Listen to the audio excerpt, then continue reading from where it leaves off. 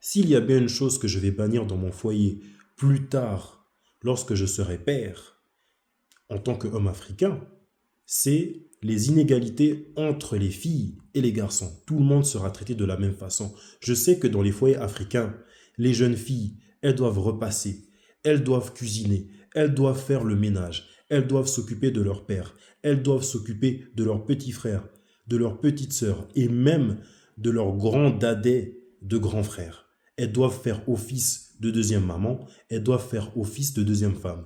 Et elles font tout ça, elles sont formées à faire tout ça pour devenir des femmes capables dans le futur. C'est ridicule. Je sais aussi que les fautes que commettent un jeune garçon africain ne seront pas pris au même pied d'égalité que les fautes que commettent une jeune fille africaine. Si par exemple un jeune garçon africain a été en prison plusieurs fois pour des choses graves, ce n'est pas grave. Ce n'est pas grave. Si une jeune fille africaine, elle a juste embrassé un gars, c'est grave, c'est la fin du monde.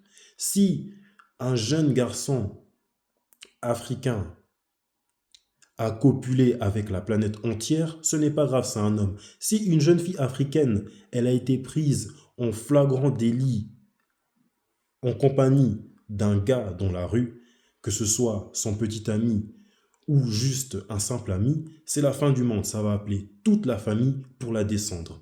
Et dans ce genre de situation, les papas, les mamans, les grands frères montrent la puissance de leur misogynie, la puissance de leur méchanceté. Pour moi, tout le monde sera traité de la même façon. Fille comme garçon, tout le monde fera le ménage, tout le monde fera la vaisselle, tout le monde va apprendre à cuisiner, il n'y aura aucune différence.